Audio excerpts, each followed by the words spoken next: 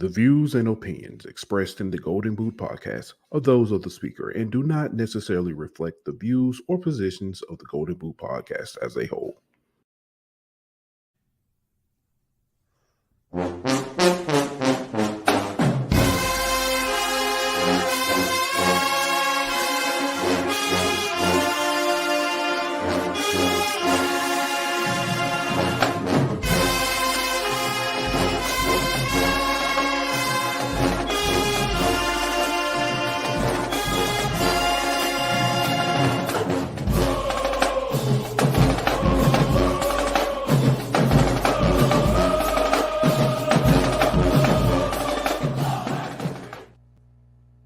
Welcome back to HBCU Hour. It's been a minute.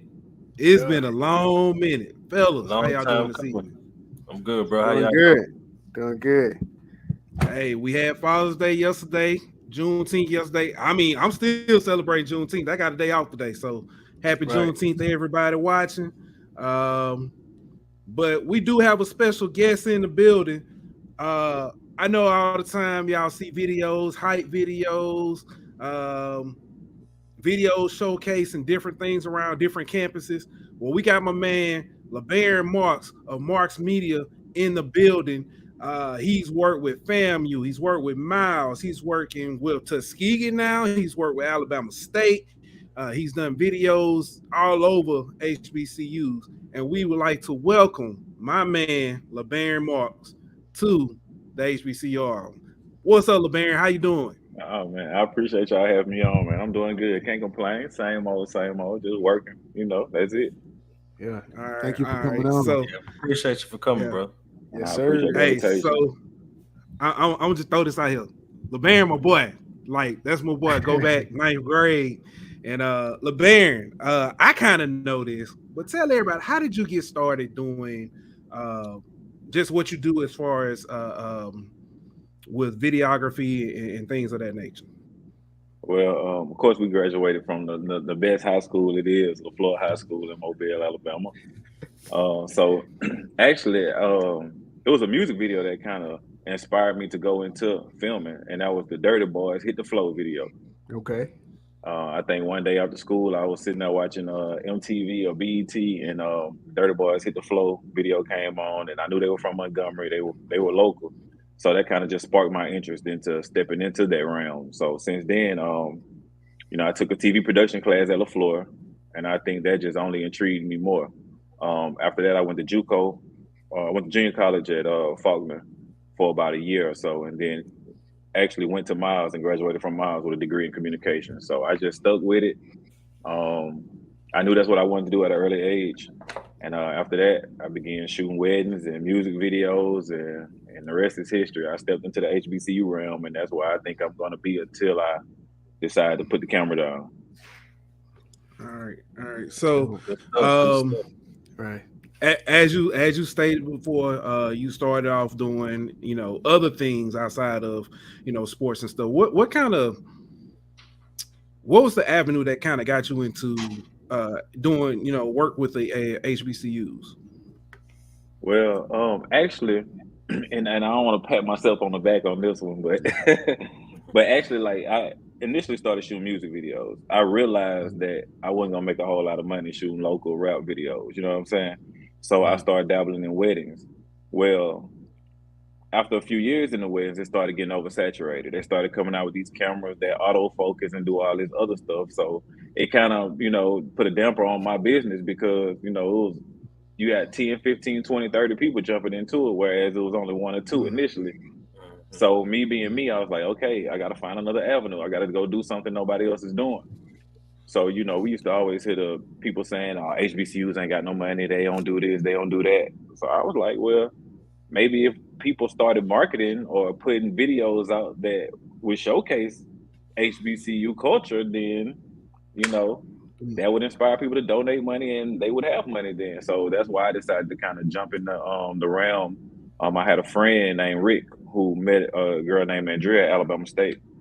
And she was kind of telling him that they wanted to do something with their social media. So he reached out to me and Andrea reached out to me and we kind of linked. And After I started shooting with Alabama State, it kind of, the rest is history. Like everybody else started kind of taking notice to it. Like I said, I'm a graduate from Miles. So I personally reached back out to Miles and I was like, hey, I want to come and start shooting some stuff for the school. And after that, man, like I said, the rest is just history. I just been bouncing around to different schools and doing different projects with them. Right. Now, you mentioned that, marketing, honestly, HBCU marketing themselves. I'm sorry, guys, but that's pretty important. And this subject has came up a lot, as we're talking about the HBCUs.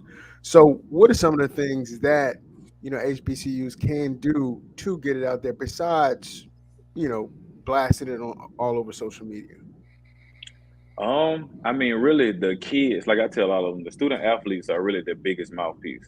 Okay. So if we're doing videos, and we're highlighting different kids, once they do put it on social, or I mean, honestly, social is just the way to go. That's the way to go right now. Yeah. Makes But sense, still, for me, television is still like, I feel like if you put something on TV, you stamping it. It's legitimate. Mm-hmm. You know what I mean? So although we still have streaming platforms and stuff like that, it's still kind of ways where you can market using, television to still get stuff out. It's just really for us, it was the quality of stuff. We have HBCU nationally televised games, and then whenever you're showing commercials about the school, it's looking like it was shot with a Pritchard police dash cam. Ain't nobody gonna take it seriously. You know what I mean? Yeah. So that's why for me it was like coming back and trying to give some quality work, shooting in 4K or 6K or something like that, where we actually put some effort into it and people can tell. You know what I mean? Right. Yeah. That makes a difference. So so whenever you do a project with a school, it's not just strictly with the athletic department. It's with admissions and it's with everything pretty much, right? Right. Well, it depends on the school. With Miles, I kind of have a situation where I do a lot of stuff with the athletics, but I am also on the school side. So we kind of tie everything into it. So like during the pandemic, I did a lot of virtual tours and stuff for Miles, because a lot of kids weren't able to come and visit the campus, during the pandemic. So I went out and filmed different aspects of the school and we put it together. And that way, admissions would send it out. So they would at least have some type of visual of what the campus looked like, although they weren't, able to come and personally visit the campus. That's dope, bro. That's dope. Yeah. So Baron, I know one of the first times that I saw your work with HBCUs, it was the and I wish I would have grabbed it so I could put on the show. It was the Alabama State one with the volleyball team. That was probably one of my favorite commercials. But what is one of your favorite? Yeah, come on, man. Well, now that you mention it, it's my favorite for a couple reasons. Right? I'm trying to listen to things. But speaking of that, you might want to get no. We'll talk about that. Grambling got a new. You might want to. Anyway, but hey, what is one of your favorite projects that you've done? I think I would stick with Alabama State. I think it was the Alabama State soccer video. And I'll find it and make sure you see it. But I kind of like being creative with the non-revenue generating sports, or the other sports that don't generate, because I mean in with HBCUs, we know football and basketball pretty much generates money for the rest of the sports to be able to compete. Right. So I think a lot of those smaller sports feel like they kind of get overlooked because it's not really big budgets, behind them. So I actually love just being able to take the student athletes and just, talking to them, getting some of their ideas and mixing them in with my ideas. And then we kind of go from there. So I would say that Alabama State's soccer video from I think it was from last year, it's probably my favorite so far. Dope. Hey, Ben, take us through like the process of like whenever we got to stop Rich. Rich is gone too far. He's gone too far. Number purple. Yeah. All right. Now, but take us through the process as far as like, whenever you're thinking about your creative aspect, like where do you get your ideas? Is it movies? Is it where do you come up with your concept?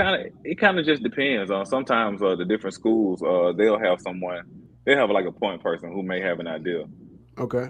And so I kind of take some aspects of their idea and kind of just, like you say, I kind of look at some older stuff that other schools or larger schools have done, and I kind of just put my own HBCU spin to it, mix it up with their ideas, and we just conjure up some, cook it up.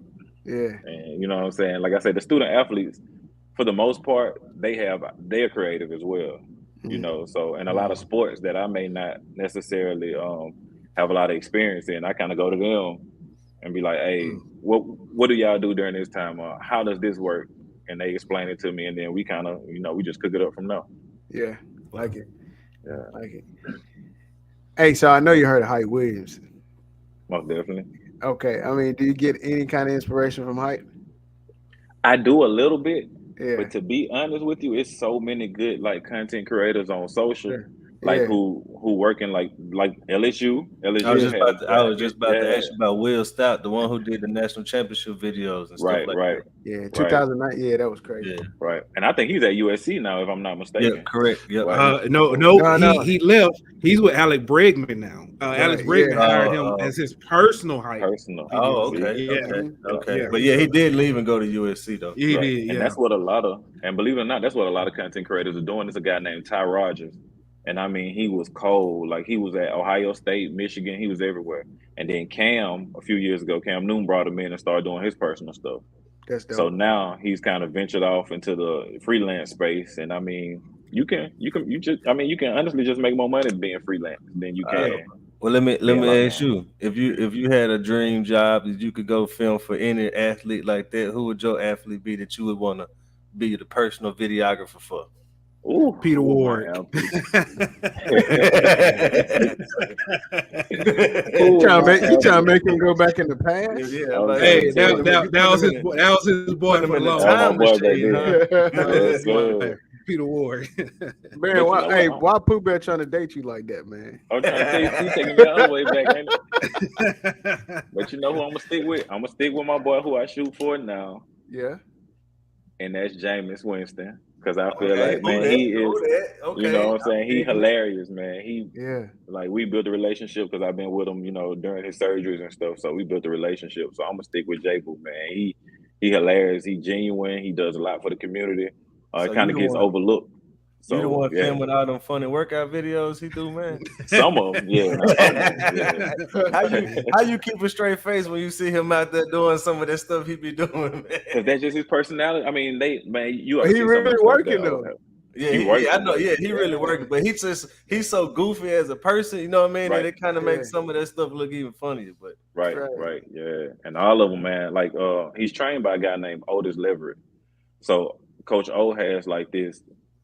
He come up with all kind of stuff, man. You would be surprised. Like, I mean, kids on top of each other backs running up and down bleachers. But when I tell you next level stuff, man, when I tell you mentally, these kids are so prepared for any and everything, like any and every situation. Like, I mean, mentally they prepared. Like, he has a girl who he works out with who plays at Alabama State. She's a point guard.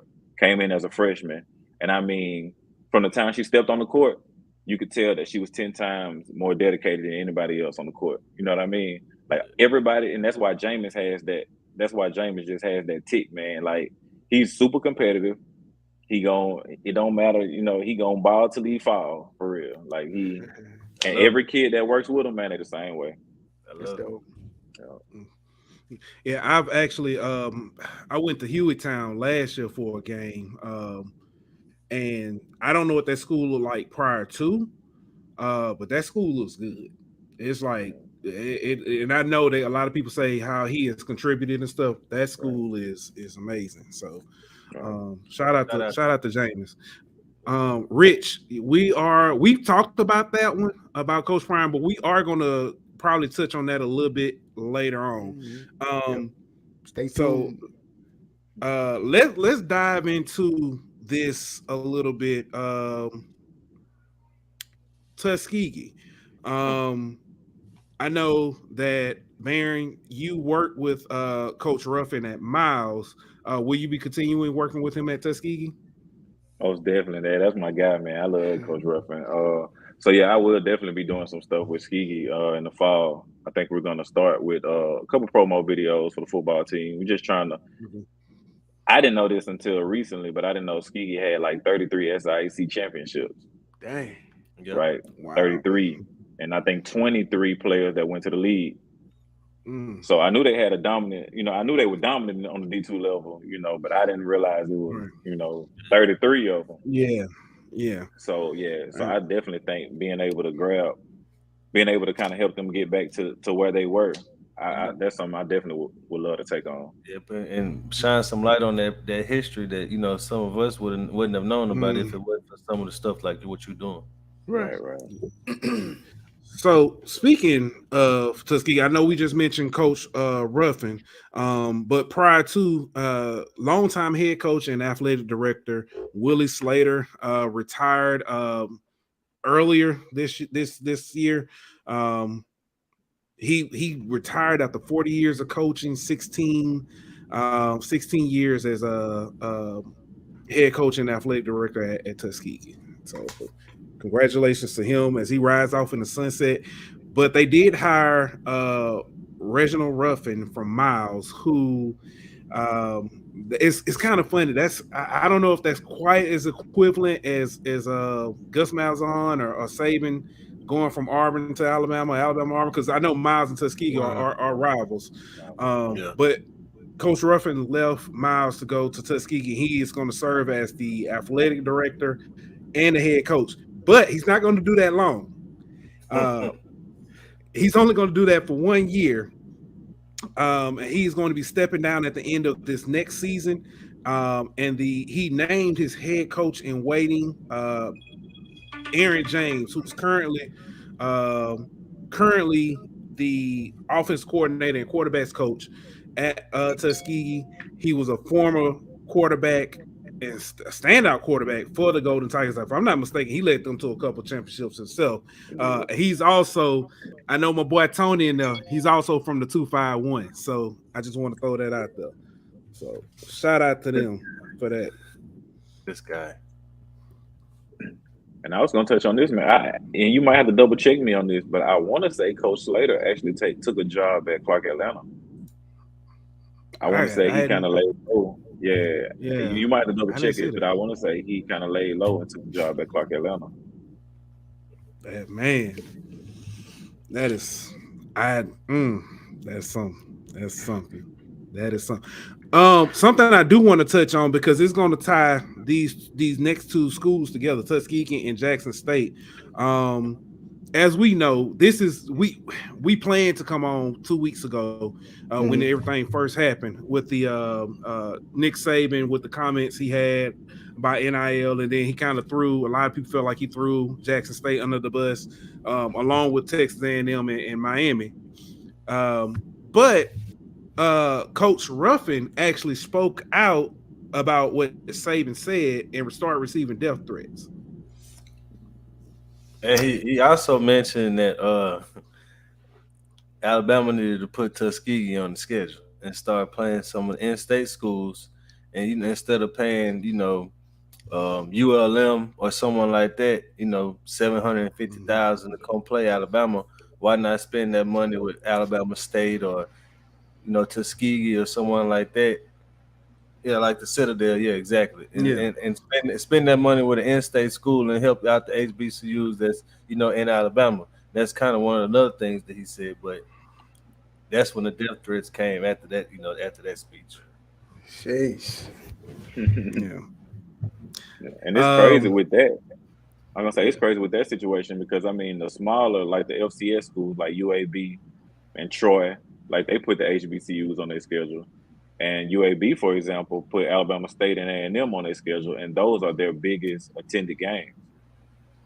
So, so I mean, he had a point, but of course, once you throw Saban or Alabama into the mix, you know how that goes. Well, right? Yeah. Well, we know. Go ahead, Dean. Well, I was gonna say, yeah. I mean, that's if people were to say, if someone from Southern were to say something about LSU, the same thing would probably happen. Right. Oh yeah, exactly. And we're excited, as LSU fans and also as HBCU fans, we're excited about the LSU versus Southern game coming up, everybody's talking about how big and how packed that stadium's going to be. So I mean, Tuskegee and a lot of those other institutions playing schools like Alabama. I mean, why wouldn't you want to do that? Why wouldn't you want to bring them schools together? Exactly. Yeah, we interviewed Emory Jones, the freshman, incoming freshman offensive lineman at LSU, and AYS had Chris Hilton on, and the first thing, the first game that both of them mentioned that they're looking forward to is the Southern game. So yeah, just for the atmosphere, bro. You know what I mean? Like the game might not be competitive, but there's so much more that those teams playing each other brings. The atmosphere, the fan bases coming together, all that kind of stuff needs to happen. Especially in a state like Alabama that has so many HBCUs and 2 big SEC schools. Not only that, so many histories, so many undertones of, let's be honest, racism and different things like that. If you have an opportunity to bring those two fan bases, those two fan bases together, why not? Exactly. You know what I'm saying? That's a good point, Dan.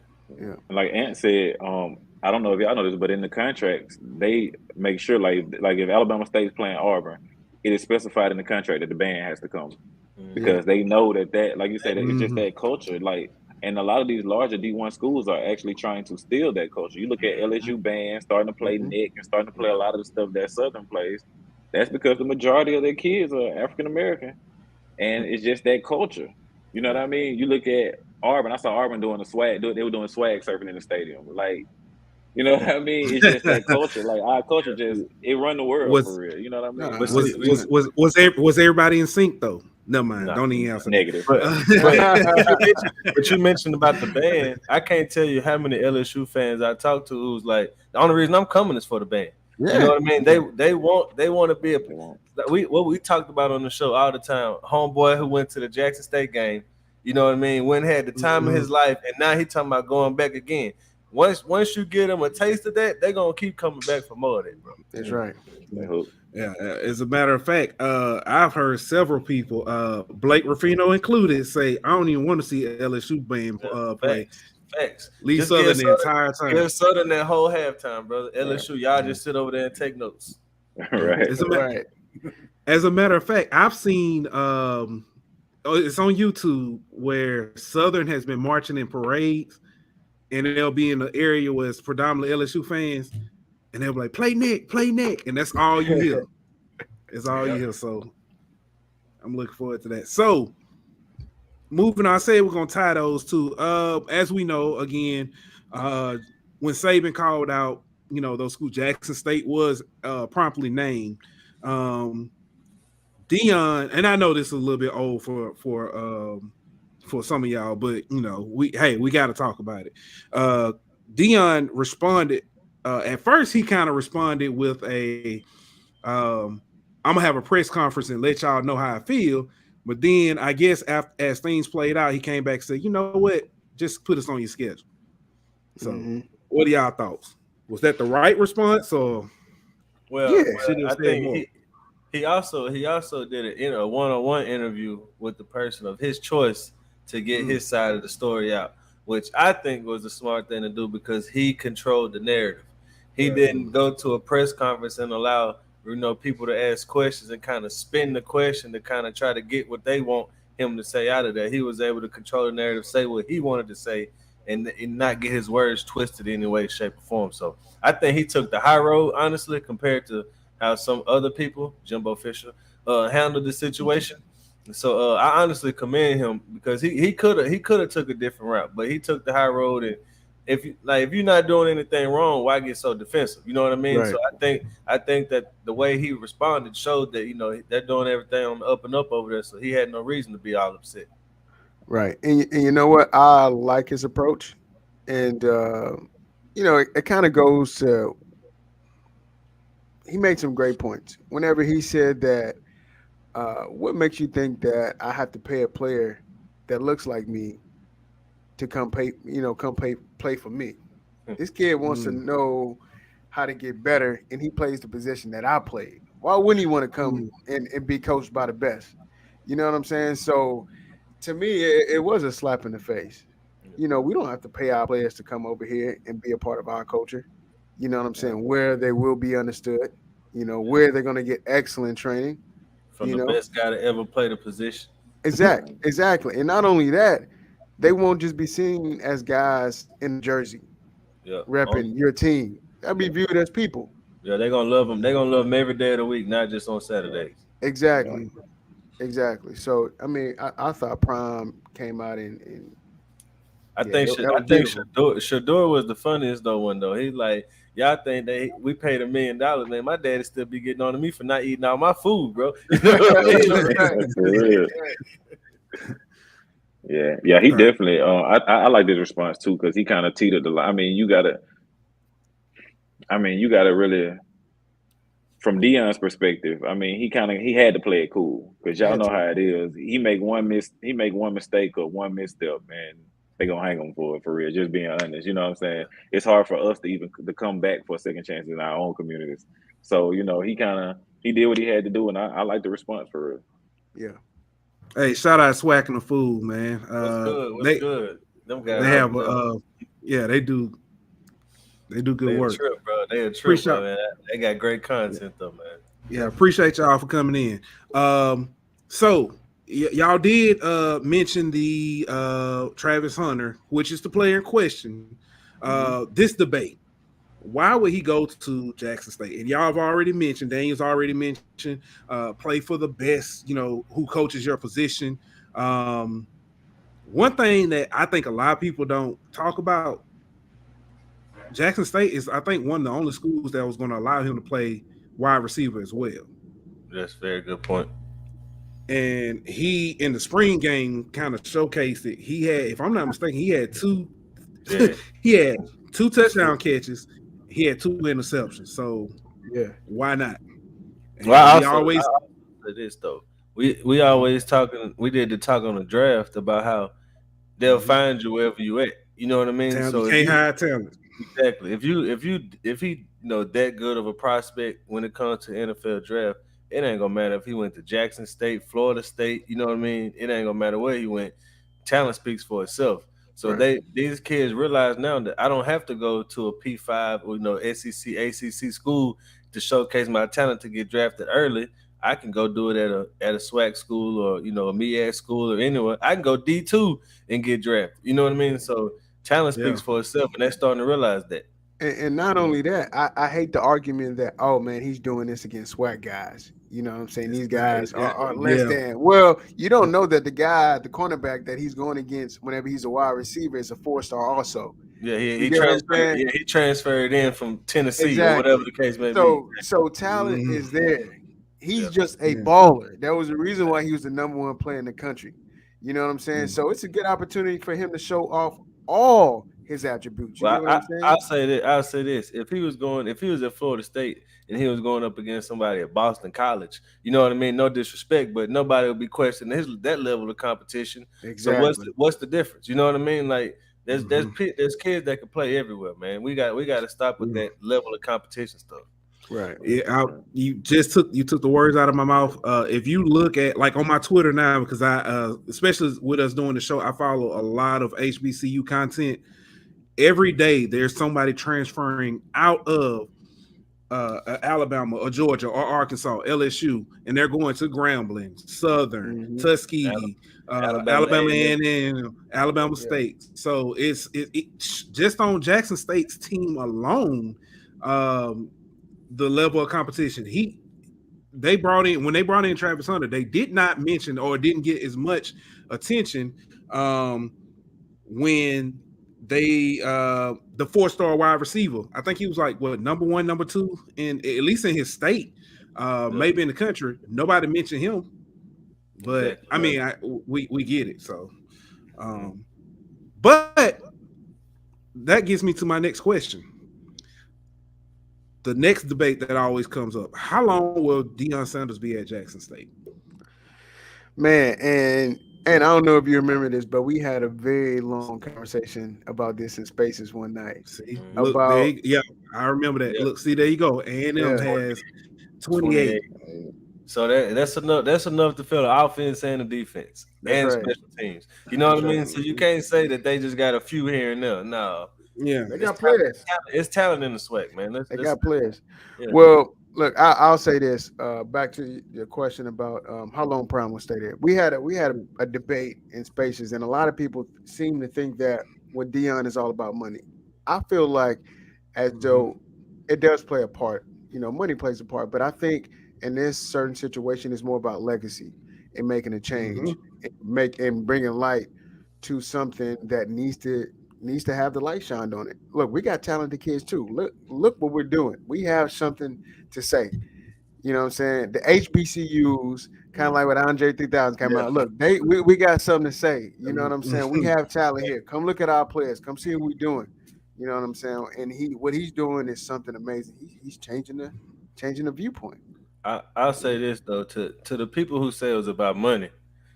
I mean, he walked away from an NFL Network gig, and the way some of these TV contracts going right now, he could have made a lot of money doing that.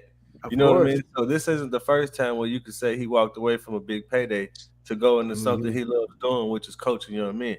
And so if he really feels like Jackson State is the best place for him to utilize his gift of coaching and have the biggest impact on lives, then I don't see him throwing that away just to chase a dollar. And Now, let's I mean, we all know Florida State is his alum, and that he loves that. He wanted to be there at one point in time, but I think now that he's seeing, what he can do for Jackson State and for HBCU football as a whole, I think he realizes now that he kind of has a bigger calling, and I don't think he wants to tarnish that, just by jumping on the first train to Florida State. and let's be It's- real. Florida State turned their back on him.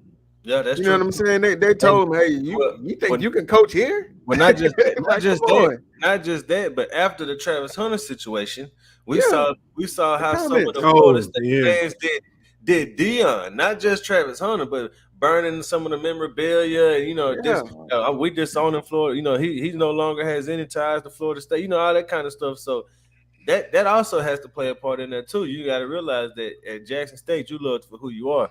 At Florida State, you love for what you can do for them. You know what I right. mean? And that plays a part sometimes.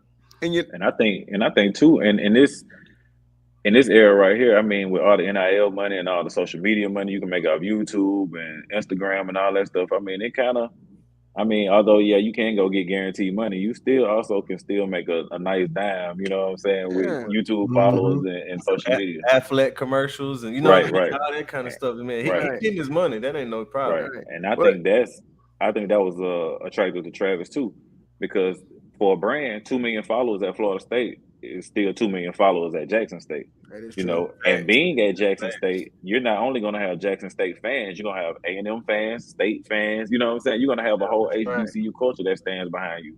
So for these kids, that's a little bit more attractive than just going and play at Florida State for 2 years, and then when you're gone, they're going to forget about you and be ready for the next person to come in. Not just that, but look at it like this: if you go to Florida State, you might be even the best player on the team, but you got another dude on your team who got 1.5 million. Then you got another dude who got 1 million. You go to Jackson State, you the biggest fish in this small pond, and not to mention, like you say, you gonna feed off all the other ponds around you, Southern Grambling. You know what I mean? So you really gonna see twice, 3 times the amount of attention you would have got at a Florida State. And I would say, with that being said, also you mentioned Florida State. If he goes to Florida State, more than likely you got that fan base that's gonna, you know what I'm saying, that's gonna like you and that's gonna love you for the most part. By him going to Jackson State, he kind of opens himself up to the nation.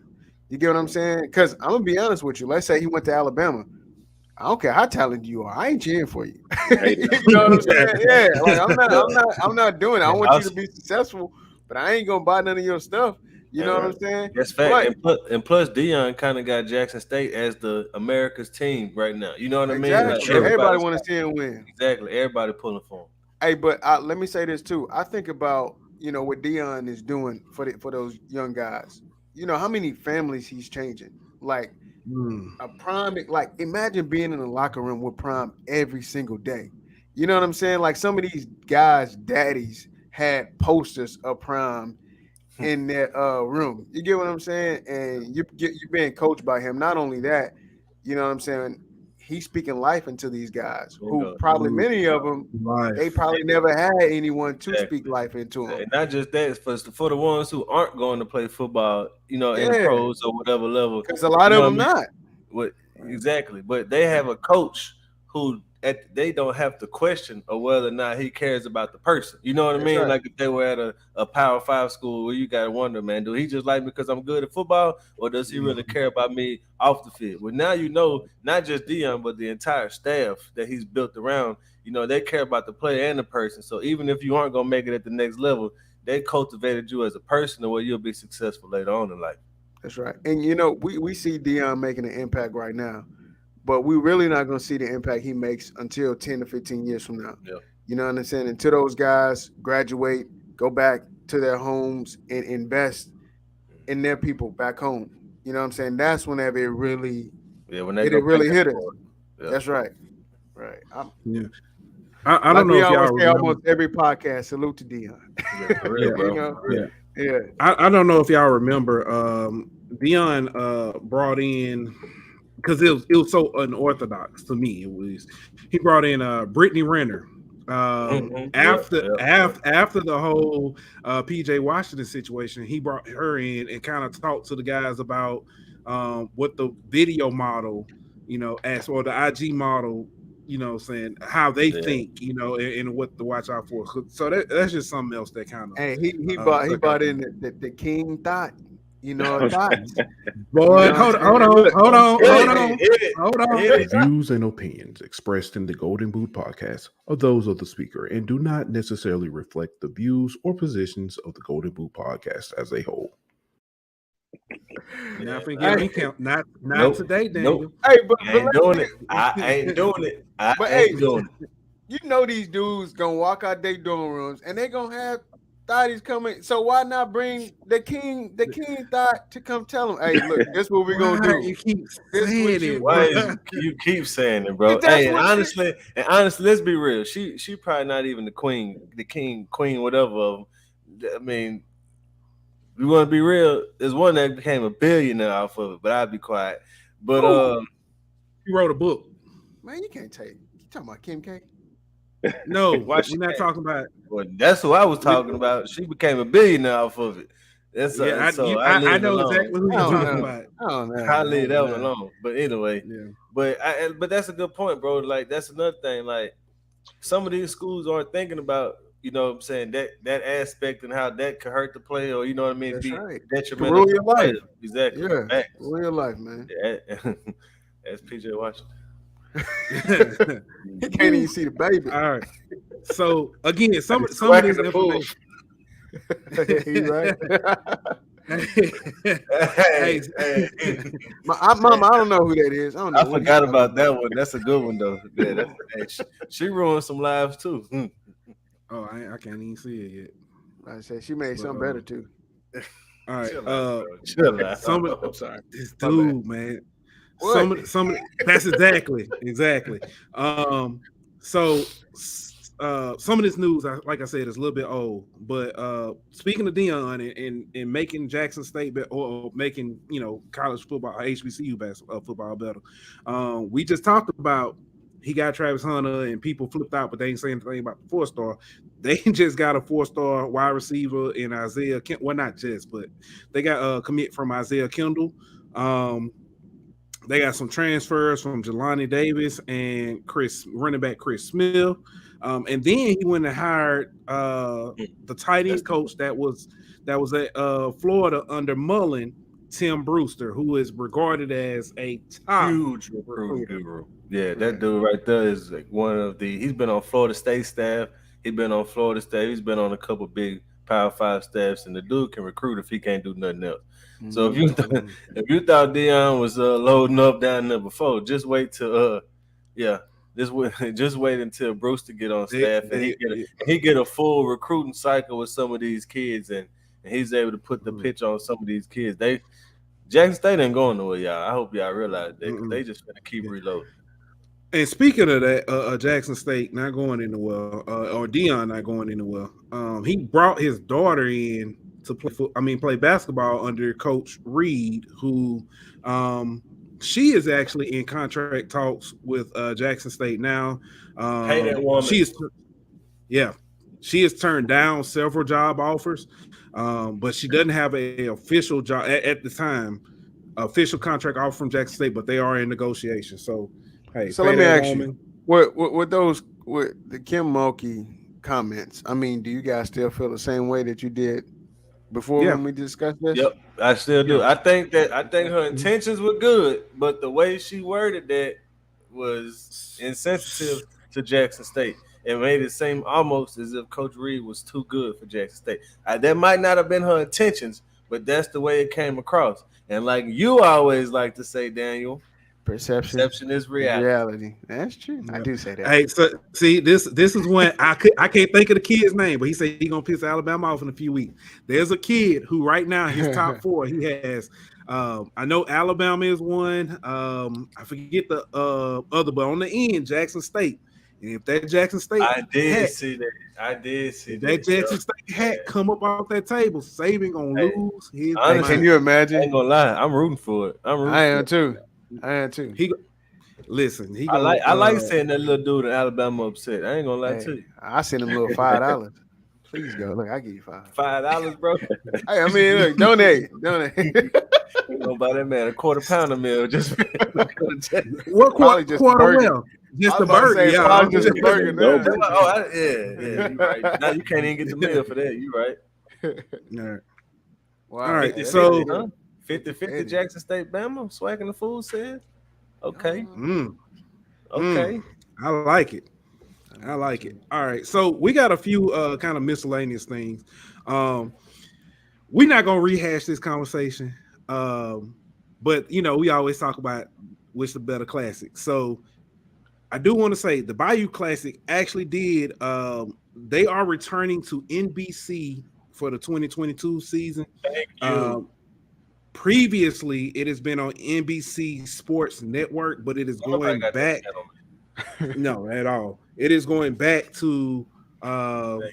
And they're moving it. If I'm not, they're moving it up. Yeah, to 1 o'clock. Yeah, 1 o'clock. If that doesn't tell you the power that we have right there, come on. Yeah, bro. That's big time. They had to get it off that channel. Nobody has NBC Sports line, whatever it is. Right. Nobody had that. Put it back on regular television so everybody can watch it, and put it to where everybody and watch the numbers go back to what it was before the pandemic and all this. Yeah, it's gonna be because I'm gonna tell you what usually happens. It comes on that NBC Sports Network, and we don't see it until weeks later or whatever when it pops up on ESPNU or something like that. Speaking of that, it was on last night or the night before on ESPNU. Southern versus Alabama State women's bowling for the SWAC championship. That was months ago. That's why. That was months ago. We talked about that. We actually talked about that. So that goes back to what LeBaron was just talking about, bro, about TV deals and making sure that you know what I mean, that we have the exposure that we need and stuff that like what he's doing with the promotion videos and stuff like that, getting awareness out about what some of these schools have to offer. Because honestly, until we talked about this show, I didn't even know there was a women's bowling championship in the SWAC. You know what I mean? So that's the kind of stuff that HBCUs, alumni bases, students, everybody need to start trying to spread the word about. And I would say also, how big. Go ahead, Pooh. Go ahead, bro. Now, I didn't realize how big like women's bowling was in the SWAC until I saw like one year Alabama A&M women's team made to the national championship for women's bowling, and they lost to it was like some like Georgia or like Boston College, somebody like that. But I didn't even know that was even prevalent sport. So yeah. Well, you know what? Yard Talk, she always brings up the HBCU Network. Lead pass. Okay, that's what it is. That's why that is so important, man. This might be my last time putting it up because they ain't no sponsor, but there you go. Lead pass. Go ahead. But yeah, download that. They do have like it is a lot of stuff that a lot of schools are starting to join the lead pack. Stillman's just got a new court. I don't have it, not new court, but they just upgraded their court, and their advertisement is by HBCU League Pass. So shout out to Stillman and HBC League Pass. Hey, Lee Pass, hop in our DMs, man. We open. Yeah, definitely. I digress. That boy Dan be thirst trapping for sponsors. Hey. I ain't mad at it, bro. I ain't mad at it, bro. If you don't ask, exactly. Hey, do what you got to do, bro. What they say, closed mouths don't get fed, right? That's right. Yeah. All right. Speaking of another, I guess it's not a classic, it's called a challenge. The 2022 MEAC SWAC challenge between Howard and Alabama State will be nationally televised on ESPN August 27th at 6 p.m. So shout out to them getting on national TV. What else we got? Now I'll chime in real quick and say, like even with the SWAC MEAC challenge, I think Dr. McClellan at the SWAC office, the commissioner, I think he does a real good job. Like he's real forward thinking. So I think just being able to jump in and grab some of these spots where we know a lot of the larger schools aren't playing, and you know what I'm saying, I think that's big, man. Yeah. And he's real forward thinking. Even when Fam and Bethune came to the conference, he was trying to get Tennessee State. Yeah. And but Tennessee State, of course, like a lot of the other HBCUs, they jump into these, other conferences thinking that they're gonna get more money, when in actuality, nobody wants to see y'all play Austin P. Thanks. But if you put FAMU on your schedule, you're gonna do 50 or 60,000. You know what I mean? Yeah. So I think now they're starting to realize that. I want to say Tennessee State's home attendance last year was like 6,700. Dang. Like, I mean, it was terrible, you know what I'm saying? But again, you put Southern on your schedule, you put FAM on your schedule, Bethune on your schedule, you're gonna do 40,000, 50,000. Yeah, that's true. But hey, what you mentioned about getting on television with some of them other conferences aren't. That's the brilliant thing to do, because people are always gonna watch football, bro. Like I watch MAC games on Tuesday, because it's football. You know what I mean? Right. So as long as you put the product out there, people gonna watch it, bro. So and then some Tuesday night action. It sure like, brother. Right. Nothing like it, bro. But that's smart for the SWAC to, you know what I'm saying, to find the avenue to where they can fill some of them slots and get more eyes on their product. I changed cable providers because I was trying to watch a game and that cut off in the middle of the gotta go. I'm writing a letter. So hey, Pooh, you got a Fire Stick? That boy brought that Karen out. You got I got a homeboy that can help you out on that Fire Stick. That sounds like jail time. I'm gonna just say it like this. I got a friend, wink, that got all the pay-per-views and stuff, but we're not gonna talk about that. Make sure your friend don't get caught. Then I'm about to say, look at you snitching. Hey, SWAC trying to get us in trouble though, but I'm with it. Yeah, I do like that. I like that topic. Let's go. Let's do it. I do. We ready to do that now? We want to wait because are we gonna talk about the game? Are we gonna talk about the game or like the atmosphere? A preview like that weekend? I don't even care about the game. Yeah, I was just gonna say that's gonna be. I don't even care about the game. All right, I care about all three phases. I care about all three phases. All right, SWAC. We gonna put that on in the atmosphere. Yeah. That's all I care about. We're gonna put that on the docket though. Yeah, we're gonna put that on the docket. I like that. I'm put that on the docket. I appreciate y'all swacking for that one. All right. Last year, if I'm not mistaken, it was last year. Chris Paul teamed up with the Naismith basketball Hall of Fame to host the Boost Mobile HBCU Challenge. They're bringing it back again this year. It'll be tip-off will be played at Mohegan Sun Arena in Uncasville, Connecticut. I don't even know what that's at. Somebody gotta pull up a map for me. But the teams that are going to be there are Clark Atlanta, Virginia Union University, Johnson C. Smith University, and Xavier of Louisiana. So they are going to be there. Another note, miscellaneous note. The MLB draft combine, they have 250 eligible players that have been invited. 0 from HBCUs. So somebody did bring up an interesting topic. They brought up and said, well, it's with baseball, 250. It's probably a lot of conferences that didn't have a team or player invited. So But I that might will not say necessarily, but they had the HBCU All-Star game or whatever it is the MLB true. does. They did have that like a couple weeks ago. So I wonder if some of the players that would have been selected for that were, involved in that little All-Star True. game instead. So that's true. That's just like when they did the HBCU basketball All-Star game. They actually had a whole combine for those players too. So yeah, it might be something similar to that. So okay. All right. One more I want to throw in there. It's kind of on the bottom of our list, but in golf, we can start talking about golf a lot on here, boy. Hey, diversified. Hey. But there are 6 schools have been named. Well, 6 schools will be named to the compete in the inaugural Charlie Seifert Centennial Cup. I hope I'm not mispronouncing his name. It is named after the first African American to ever compete on the NBA on the PGA Tour. Yep. And those schools have not been named. The format is actually pretty interesting. It's almost like a President's Cup, Ryder Cup type situation. So, yeah. Anyway, if you don't know what the President's Cup, Ryder Cup is, J.R.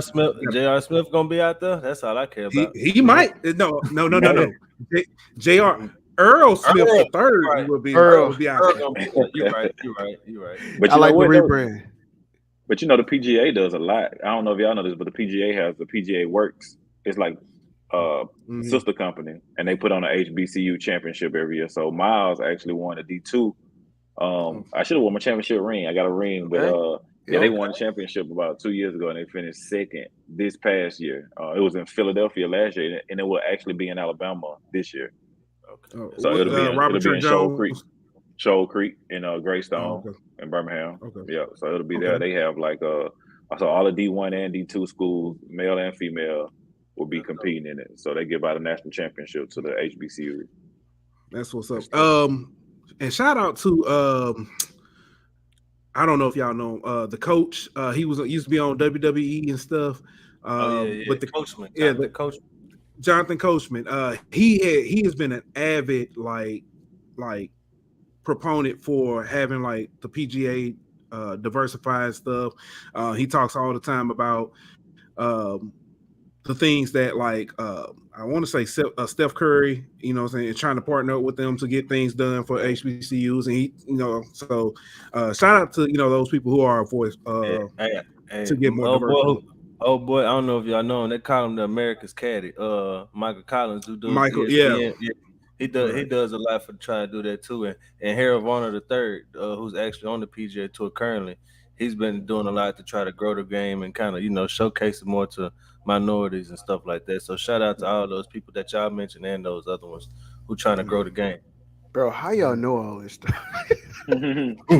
Hey, culture. I told you. Culture. Dude, that's crazy, dog. We know more than just football and basketball, I know, man. I'm telling you, contrary to what a lot of people think, That's right. Hey, while you playing Game 3 of the NHL Stanley Cup finna come on soon. It might be already on. It's already on. Hey, you watching because you got a parlay. I ain't even got no money on this one. I got money. I do want to see Tampa Bay is going for their third straight. Okay. You going for Tampa? That. I want to see Tampa win it. I'm going man, you watch NHL? I can't do the NHL. I ain't got into it yet. Now, if I filmed it, I might. But it's Tampa Bay up 62, bro. Tampa Bay up 6-2 in the second, yeah. Man, but they just got whooped 7-0 though, bro. But they can't talk too much. Game 1 was so anyway. We'll talk. Game 1 was good though, but we'll talk. I'm about to fall asleep. Your head gonna tilt though. You gonna put that kickstand out for your head before you do. Y'all got jokes. We got company. I ain't gonna say that. All right. So speaking of family now, he good. Yeah.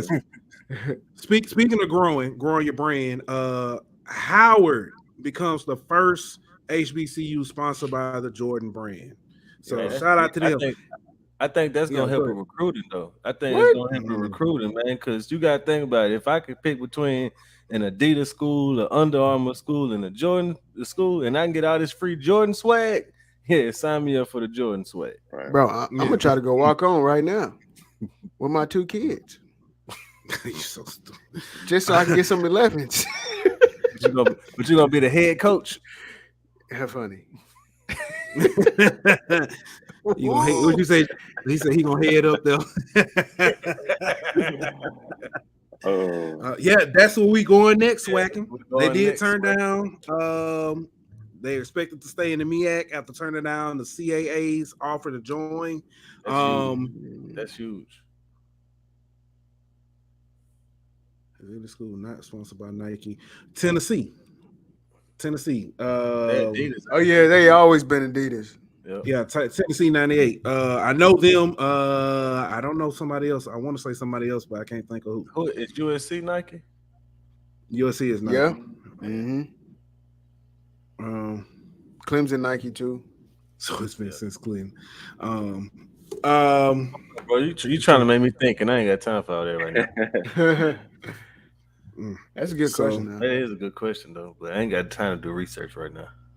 All right, so we talked about a little bit about NILs. Hampton's linebacker Keyshawn Moore signs an NIL deal with the WWE. This is actually a pretty interesting NIL deal. Let me see if I can get it up. It's more of it's NIL, but they call it next in line, the WWE. And it's basically an internship for they choose 15 athletes every year, student athletes, for who could basically intern and almost start a career in the WWE upon completion of college. So shout out to him. Speaking of NILs, y'all seen the so-called king of NILs from Norfolk State? Yes, sir. That's where you was going next. That's where I was going next. Mr. Raekwon Smith. He has a total of 66. Dang. 66 NIL sponsorship. And you know who in his DMs? Brittany Reiner. But man, this dude got a deal with Arby's, he got a deal with East Bay, he got a deal with Shock Doctor, he got a deal with everybody, bro. Basically, you marketable. That's right. Yeah, so he truly is. When we talk about NIL, I've mentioned before the spirit of what the bill was or what it was for. Basically, being able to market yourself, and what he did, he basically just reached out to different companies and to somebody. I mean, when people said no, he just moved on to the next opportunity.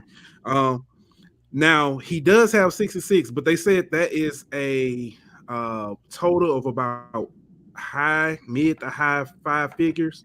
So it's good per se, but it's still nowhere near what we're seeing players in other markets getting. But let's be real. You made a key statement. You said this kid was just hitting up different companies. Mm-hmm. Until somebody said yes, bro. That's hustle.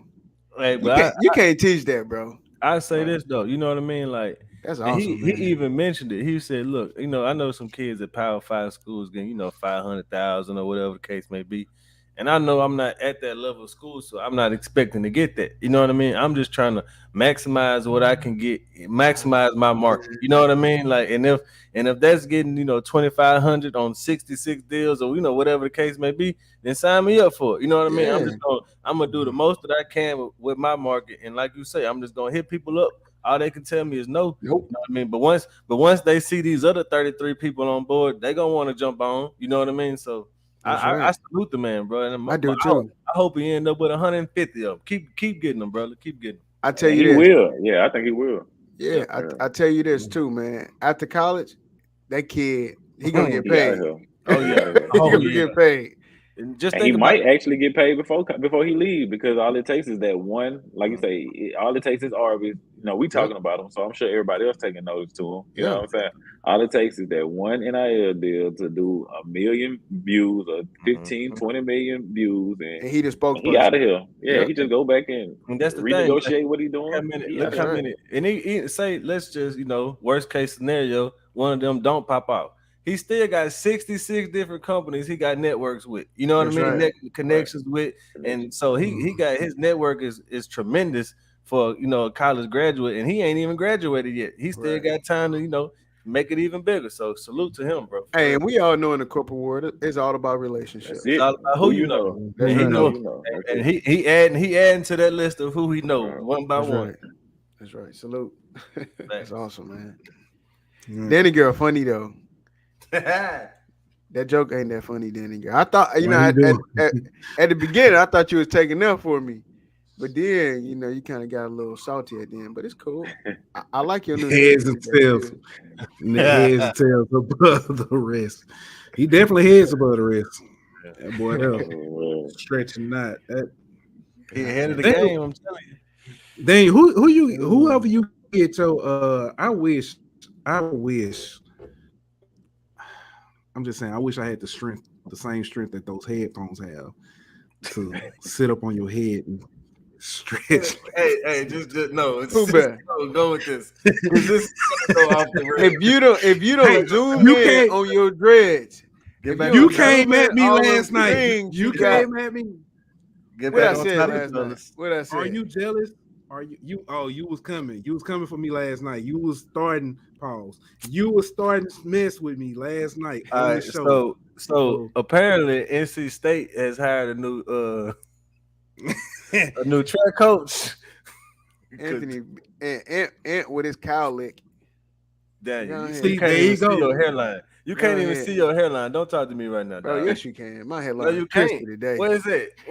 Oh, you see you did this, huh? You see you had to do that. You had to look at the toes for me to see your hairline, huh? Hey, listen, we have guests watching. We got to be on our best behavior. Ant is evil. Why would he wish that? But go ahead. All right, so he just wants to. And the producer right now eating chips off his stomach. All right, so go ahead. That's our regular scheduled program. Yeah, so Dwayne Ross from North Carolina A&T was hired by Tennessee as their track coach. So what did they do? They went out and huge come up. They went out and hired former Olympian Alan Johnson.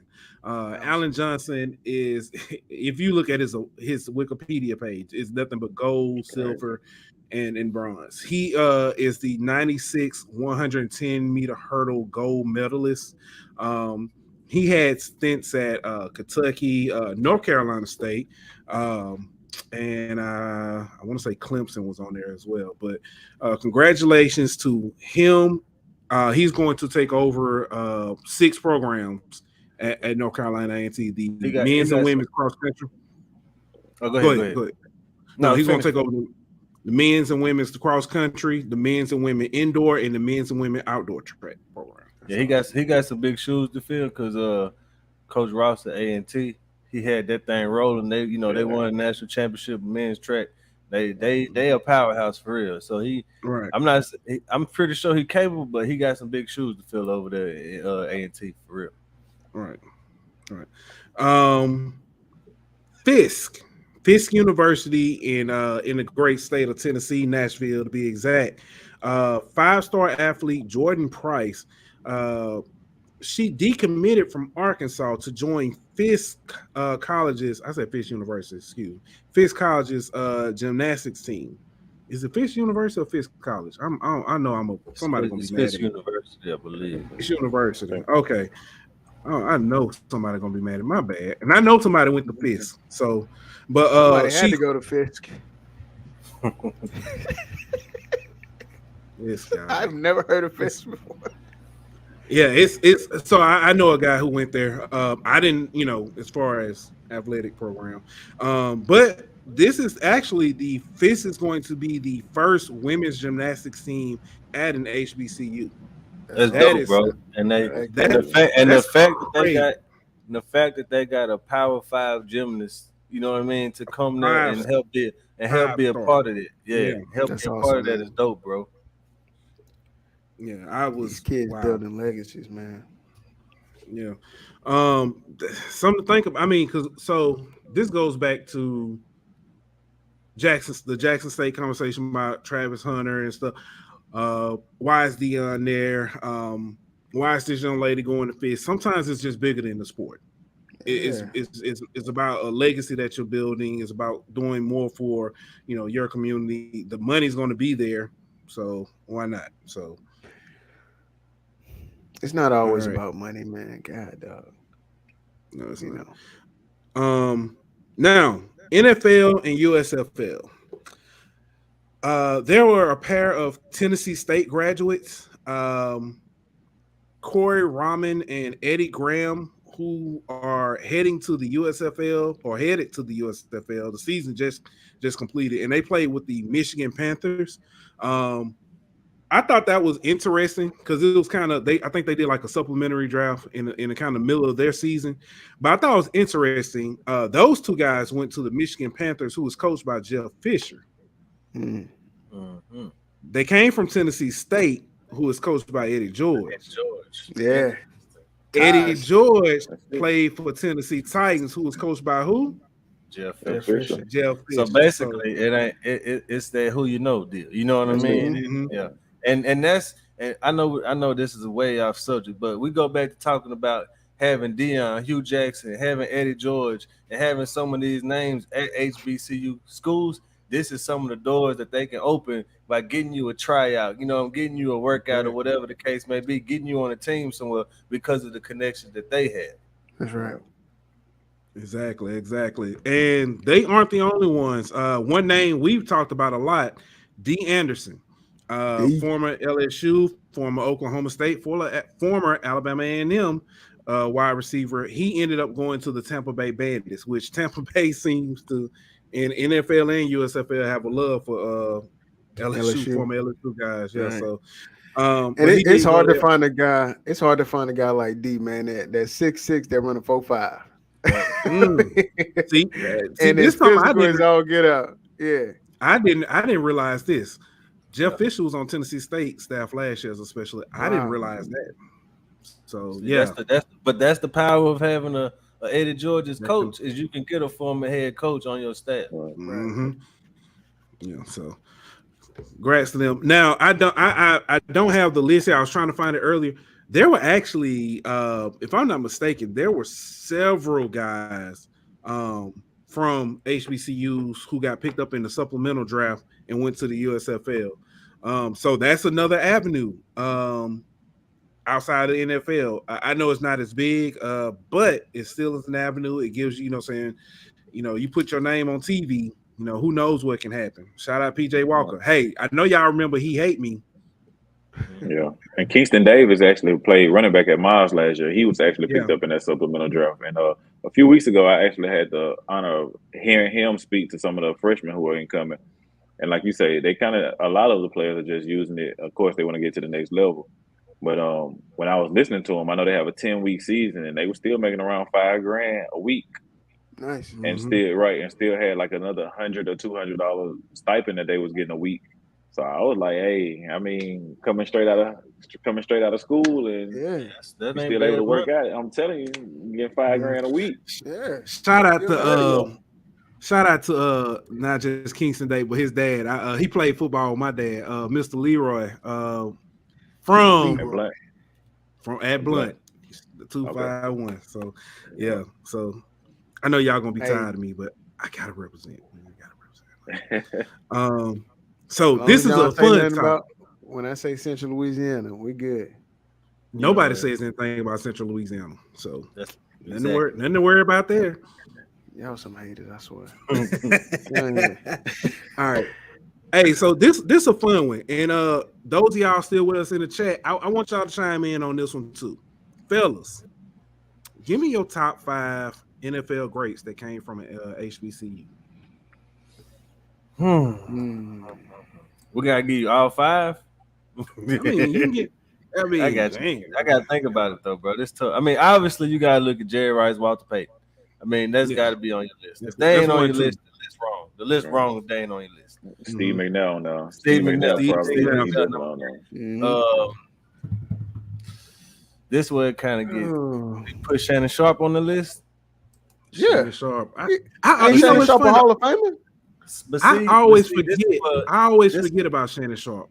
That's the funny thing. I'm gonna throw in somebody like Aeneas Williams. I'm gonna throw in somebody like Sammy White from Grambling. You know, somebody like Deacon Jones. Richard Dent. Yeah, Richard Dent. Deacon Jones. You know what I mean? Robert Mathis. Yeah, Shaq Harris. Mel Blunt. You know what I mean? It's Michael Strahan also. I forget about Strahan too. That's Doug Williams. That's a good one. Williams, yeah. So I mean, it's too many to name, dog. It really is. And I'm not trying to say that as a cop out, but there's no way you can only name 5, dog. Great ones. Yeah. Like we said, it was 20-some players from Tuskegee who got drafted in it. I can go to some LCS schools, like the small LCS schools, like Troy and UAB, and they ain't gonna have nowhere near. I'm saying Grambling got 4 Hall of Famers. You know what I mean? There's some you know big time Power 5 schools that ain't got 4 Hall of Famers from there. So that's right. Yeah, hold on, because I want to. I'm sorry I didn't have this before. Trying to look up Hall of Famers by school because I know we talked about this before. I know at one point was it Grambling? I want to say Grambling and Jackson State had more Hall of Fame players than like some big schools. Like they do. I know for sure Grambling got 4. Georgia Tech got 3. I mean, total you got what 30? It says 30 Pro Football Hall of Famers. I mean, that's a lot. Yeah, I'm saying. All right. So, all right, fellas, that was all I had. I got something that we forgot to mention. They had the Black College Hall of Fame Awards. And Dion was Coach of the Year. Akil Glass was the Offensive Player of the Year. Isaiah Land from FAMU was the Defensive Player of the Year. So the SWAC pretty much dominated, you know, all the awards at the Black College Football Hall of Fame. So we talked the other day about the impact Dion having is I've never seen the SWAC. I mean the Black College Football Hall of Fame awards being talked about ever. You know what I mean? But when Deion Sanders gets an award for Coach of the Year, next thing you know, you start seeing it posted on ESPN Twitter. You start seeing it posted on some of these places, and so it ain't even just about the Donald Driver. Yeah, there was a few of them inducted, but it's you start seeing the impact and the awareness that he's putting on the sport, even without the games being played. You know what I mean? Just because he's Deion Sanders. I forgot to throw it in there when we were talking about Jackson State, the Sports Illustrated. And in all fun, I did see the back and forth between, the different schools. Oh, Grambling, hey, we got that. Yeah. We had that. They posted Eddie Robinson. And then FAMU had one. FAMU had one. They posted, they was on like I don't want to say it because I might get FAMU, but I ain't gonna have them coming in my DMs. But FAMU, they posted it went Sports Illustrated. They do. I know. But you know what I'm saying, that was the first time that that HBCU was on the cover of Sports Illustrated in 30 years. Yeah, that's wild to me because it's been some good teams. Some good but go ahead, Ben. Go ahead, bro. No, I was just gonna say I think that too goes along with the HBCU culture. Like, how we like to jank, we get together and it's back and forth. Because after Alabama State beat Jackson State in the spring that year, I had a video that the AD just wouldn't let go. Like the AD, because it would have brought more heat. So they ain't want no more heat from Deion. We remember they put the picture of Deion up after they had beat. Yeah. But You can I send had us did a the video, video. though. You Bruh, can send I it had to did a us. video. And AD wouldn't let me. They wouldn't let me push the button on it, but it would because it would have brought more heat. But again, that's just kind of. I mean, for me, it was funny. Like that's just what we do. You know what I'm saying? We get together, we drink, we It's win, we gonna talk for that year, and then when you come back and kill us the next year, like he did, Right. then that's your chance to talk. It's one of them things though, like you mentioned, we HBCUs talk about each other, but when Florida State or Alabama try to come talk about They're Jackson not. State, you get Right. you gonna catch it from Alcorn, you gonna Right. catch it from Valley, and so you know what I mean. Yeah. Only we could talk about, you know what I mean. That's only Right. HBCUs could talk about it. So that's one of the things that I love about HBCUs is they gonna rib each other, you know what I mean, with all that back and forth. But the minute you come for one, you come for all. Right. And I respect that. I respect that. Hey, and if Baron, I can ask you something before we go. Now, Pooh Bear mentioned earlier that you guys have been knowing each other since y'all were freshmen in high school. Tread lightly, Daniel. Tread lightly, Daniel. I got one. You know, I got one in the chamber. I didn't want to ask a question. I saved you earlier. Go ahead.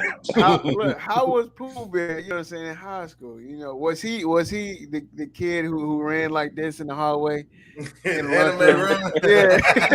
We all ran together, man. We were cool. I mean, we were the in crowd. To be honest, man, we were the in crowd for real. Like we ran to school, man, for real.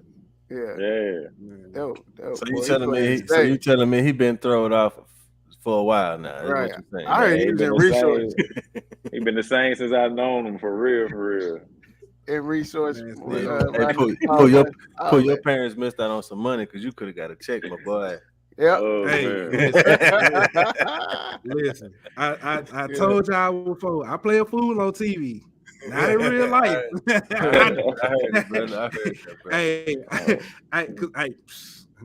excuse me, sir. Would you like some crumpets and tea? Listen, I that customer service voice on, I'm telling you. Code switching fast. But I did want to add this too. I wanted to add this real quick. I know y'all were talking about I heard y'all say something about the Magic City Classic. Y'all argue about the Magic City Classic and the Bayou Classic. Out of all the games I've been to, the one that has the best atmosphere is that FAMU and Jackson State game in Miami. It's completely different. I mean, it feels like a national championship game. It is completely different than any other HBCU game I've ever been to in my life. So that you're saying that's something that we should go to. Definitely experience it. I definitely think you should, because I mean, it's at the NFL stadium. I'm telling you, the atmosphere is just crazy, and I know this year it's going to be even crazier. Yeah. So that's one that if y'all put that on y'all bucket list, like that's one that you definitely should go to. And I think it's Labor Day weekend. It's on that Sunday. You know, League Pass. We would love to go to that game if you would like to sponsor us. It'd be great. Man. Right. Yeah. Let's go HBCU League Pass. All right. So Baron, I know we talked about you in the beginning as far as, you know, things that you do. Are you open to taking on more schools to helping out, or are you kind of tied down contractually, or? Nah, I kind of just the way I work it out where I'm able to bounce around and do whatever I really want to do for real. Yeah. So with some schools I may just do like promo videos to help them when the season starts, and with other schools I may travel. Like I traveled with Miles this past season. Because they were going for 2 in a row. They were going for back-to-back. And they ended up losing the championship game. So I kind of wanted to stick with them this year because I thought it would be, you know, something big to kind of, you know, to document. So, but I'm open. You know, like I said, I do all the promos for Alabama State. So I work with anybody for real. So basically, you're just waiting on Deion to hit that DM and say, come over to Jackson and shoot some stuff. Man, he loaded. He already like him loaded, man, for real. But I might have a little situation with Grambling, though. I'm working on a little situation with Grambling. Yeah, come up into the 318. Yeah, for sure. Yeah, so I'm working on a little situation with Grambling. But... Hey, so, and Baron, like, let me ask you, so do you do like a lot of behind the scenes stuff also that you probably haven't posted as far as like just content? Man, he just said he got a video of Deion that we need. Bro, when I tell you I got like 30 hard drives, I got like 20 to 30 hard drives full of footage. Like, because depending on the games, like if the team lose, I may put something together, but we may not necessarily, you know, put it out. I got you. So, you know. So okay, when you doing, you know, your editing process and all that kind of like, is it just like a feel that you get, about the what to include, what not to include? Like how you go about, making your work what it is? It really just depends for real. Like a lot of times, if I know I have to turn something around quick, I kind of make me a timeline the night before, and I have like my graphics and stuff on there. So when I'm shooting, I kind of putting down which clips I want. You know what I mean? So after that, I just go right in the press box, drag it over, dump it because I already got my timeline laid out. Gotcha. Like with Alabama State, what I was trying to do was I was trying to do stuff real time. So if they win, I was trying to have a video up in 5 minutes after they won. Dope. So in order to do that, I needed to make sure I had my All your timeline stuff ready, already. yeah. Right, Gotcha. right, yeah. So and then you kind of get a feel just from working with different people. Like I know working with Coach Ruffin, he's not gonna care what I do because he know I'm not gonna. You know what I mean? Because he know I'm not gonna put anything out that's crazy. Yeah. So, but also when you're working with certain schools, you got to understand that they have a process. They got to go through 4 or 5 people before they put a video out. Mm-hmm. So you kind of just gotta know who you're dealing with and play your cards like that for real. Right. Gotcha. All right. So I'm trying to get you this NIL, Baron. If people want to, reach out to you, what's the best way to hit you up? I know you've got Marks Media, but what's the best way to contact you? Hit me on my DMs, man. You know what I'm saying? Baron_624 on Instagram. I'm on IG all the time. So yeah, that's probably gonna be the best way for real. Dope. Yes, sir. Right. Hey, great interview. Appreciate you for joining us, brother. I appreciate y'all, man. Thank y'all. All right, Baron, we'll definitely have to have you back on. Yes, sir. Everybody, we will be back. Thank y'all for coming, swacking. Hey, I'm gonna holler at y'all, man. We're gonna get together. Thank everybody for coming out. Enjoy. Like and share, please. Yeah. And we'll be back.